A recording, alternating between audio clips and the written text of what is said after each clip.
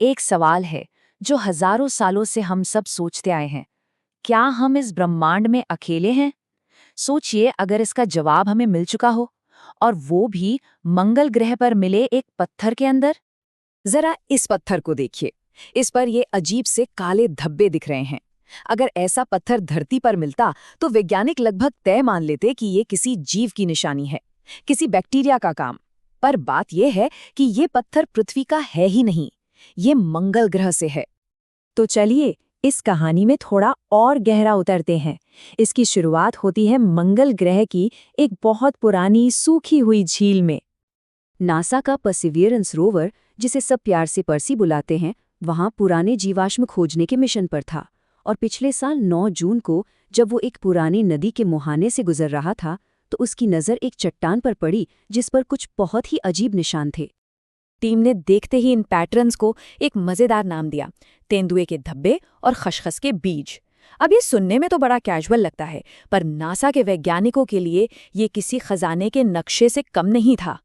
जैसा कि परसिवियरेंस की चीफ इंजीनियर एडम स्टेल्जर ने खुद कहा, अगर हम ये निशान यहाँ धरती पर देखते तो सीधा कहते, अरे ये तो किसी जीव का काम है।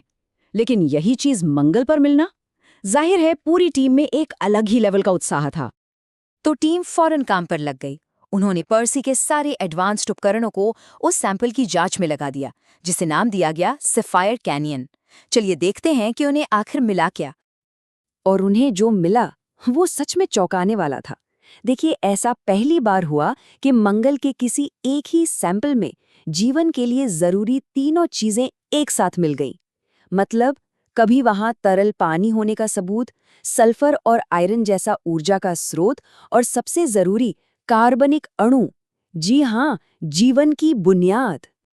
पर्सी के एक खास उपकरण जिसका नाम शर्लॉक है, उसने पाया कि ये कार्बनिक अणु ठीक उसी जगह पर थे जहां विवियनाइट और ग्रेगाइट नाम के 2 खनिज मौजूद थे।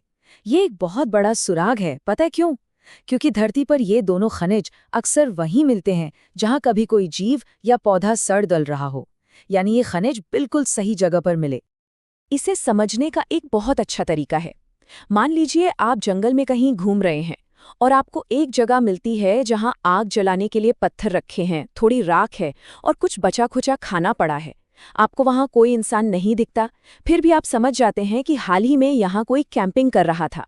ये सबूत कुछ वैसा ही है। लेकिन विज्ञान ऐसे नहीं चलता। कहते हैं ना, असाधारण दावों के लिए असाधारण सबूत चाहिए।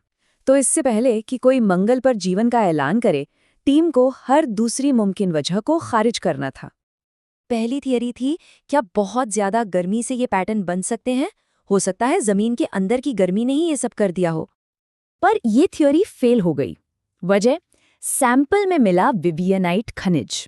ये एक ऐसा मिनरल है जो ज्यादा तापमान पर टिक ही नहीं सकता, वो नष्ट हो जाता है। अगर विवियनाइट अब भी वहां मौजूद है तो इसका सीधा मतलब है कि वो चट्टान कभी बहुत ज्यादा गर्म नहीं हुई।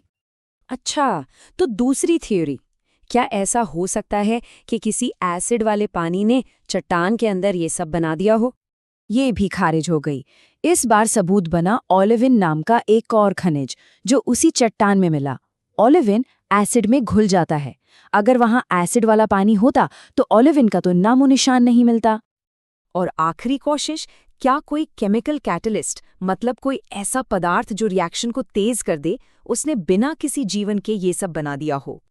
पर मंगल के ठंडे तापमान में ऐसा कोई भी नॉन बायोलॉजिकल कैटलिस्ट नहीं मिला है जो ये कर सके।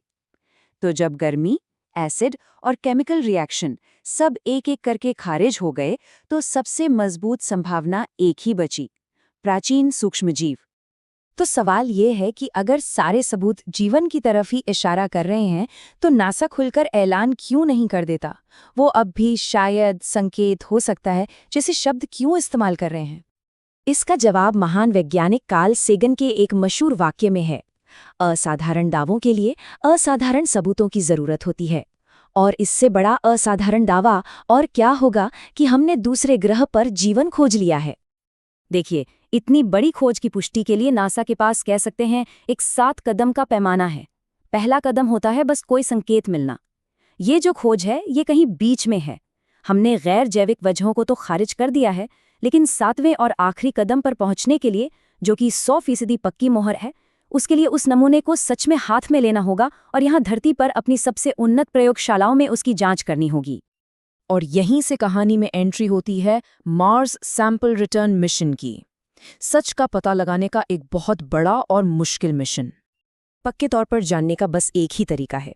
पर्सी ने जो सैंपल इकट्ठे किए हैं उन्हें धरती पर वापस लाना होगा ताकि हम अपनी सबसे एडवांस्ड लैब्स में उन्हें जांच सकें। रोवर मंगल पर जो कर सकता है उसकी एक सीमा है। असली जवाब तो यहीं पृथ्वी पर मिलेगा। ये मिशन 3 हिस्सों में होगा। पहला हिस्सा तो पूरा हो चुका है, परसिवियरेंस ने सैंपल जमा कर लिए हैं। आगे एक लैंडर इन सैंपल्स को उठाकर मंगल के ऑर्बिट में लॉन्च करेगा और फिर एक ऑर्बिटर उन सैंपल्स को वहां से पकड़कर पृथ्वी पर वापस लाएगा। ये सच में अब तक की सबसे महंगी इंटरप्लैनेटरी डिलीवरी सर्विस है। एक पल के लिए सोचिए, अगर हम वो सैंपल धरती पर ले आते हैं और ये साबित हो जाता है कि वो सच में जीवन था, तो उस एक लम्हे के बाद इंसानियत के लिए क्या बदल जाएगा? हमारा अपने बारे में, अपने वजूद के बारे में सोचने का नजरिया कैसे बदल जाएगा? आर्थर सी क्लार्क ने एक बार कहा था, 2 संभावनाएं हैं, या तो हम ब्रह्मांड में अकेले हैं या हम नहीं हैं, और दोनों ही बातें बराबर की डरावनी हैं। लगता है हमें अपना जवाब बहुत जल्द मिलने वाला है।